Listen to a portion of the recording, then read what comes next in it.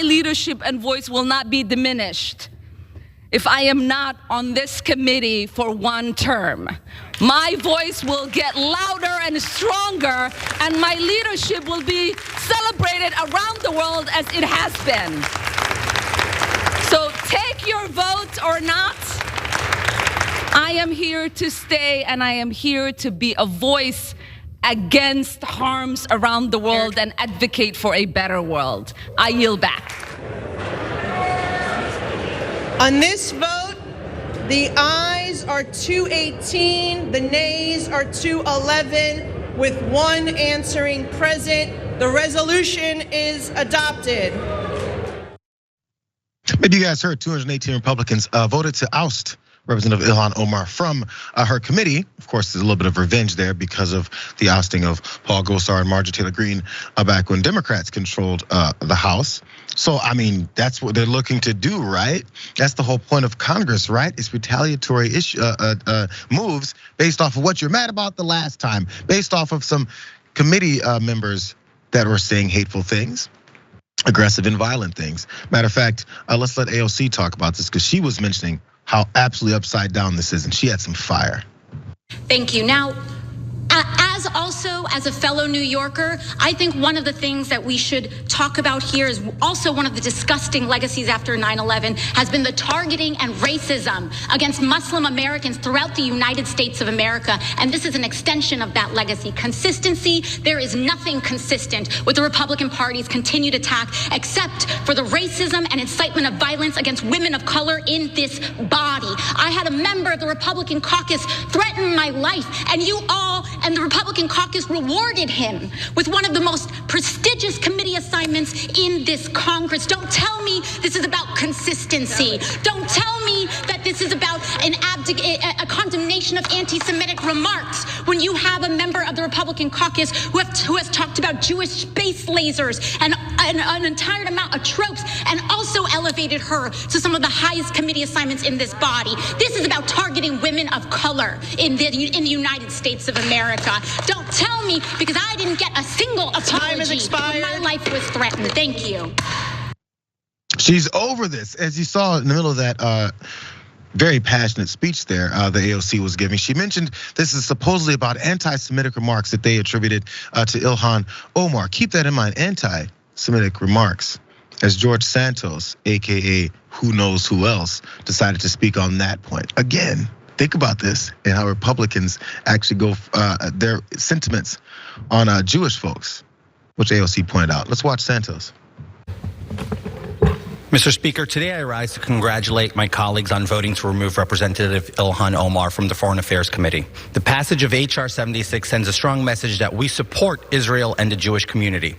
I urge the 118th Congress to now stand together, proudly upholding every single American, no matter race, pedigree, religion, nor creed, as any less American than their neighbor. That Jewish Americans are patriotic Americans, and that we all have a role in fighting bigotry and anti-Semitism in our country. We must make sure that the House of Representatives reflects such principles as a united body. I yield back. This is the guy who lied about everything in his life, including, oddly, being Jewish. I guess he figures acting like you're Jewish when you're not is not anti-Semitic, but I guess using that name and the idea of being so to raise money, by the way, is not. But he wants to congratulate his colleagues on that as he stepped down from his committees also this week. Ray, before we get to because there's more hypocrisy here, but I feel like we've gotten so deep in this. You probably have more things to mention on some of the things we've already gone across now. But my first, I guess my thought is the anger and pushback on this from many of the Democrats. I don't know, maybe it's just my thought. We knew this was gonna go down this way. I feel like let them be the clowns in front of everyone and everyone understanding what Republicans are. And I feel like I get the anger and the pushback, but is it really something that's gonna change anything right now?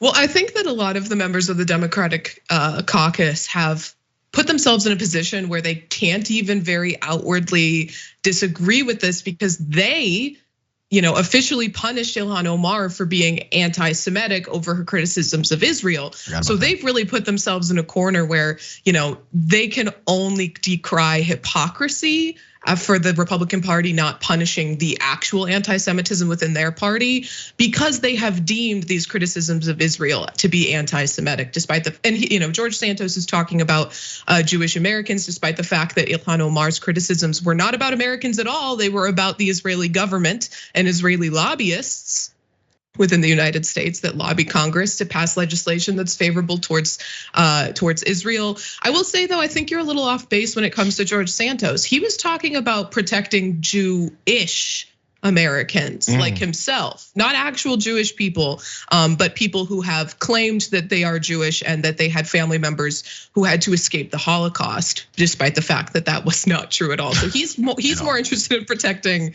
those people, namely himself. It's weird how that works. Politicians looking to only protect themselves, especially when they're getting raked over the coals for their own shortcomings. And let's keep it real, blatant lies. That was actually part of them. When Santos stepped down, he said it was for his own benefit to get out of the way and make sure things settle down, is so they could focus on Ilhan Omar. That was one of the theories that was floated. By the way, one more little part about this, in case we weren't full of hypocrisy yet.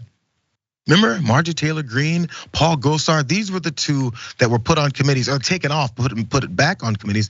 And this is where the retaliatory moves came from. These two folks who hung out with Nick Fuentes, oddly, at a big event of Fuentes's in front of a bunch of white nationalists and anti-Semitic folks. Great meeting with Congressman Gosar is what he said. America is truly uncanceled. Well, I mean, he's back to being canceled. He's not very happy about that.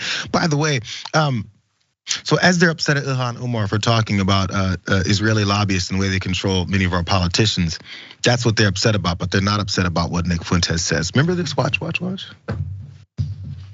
I believe that organized Jewry is extremely influential in the United States. We have one more election where white people can make the decision. The white people got to make the right decision, and then Trump's got to get in there and never leave. We need to go back to burning women alive more. The Jews had better start being nice to people like us.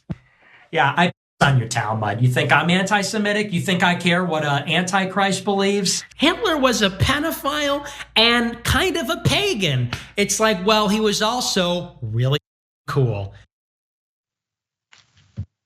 Maybe if Ilhan Omar showed up at his event, maybe they'd put her on a committee, because that's apparently how this whole thing works.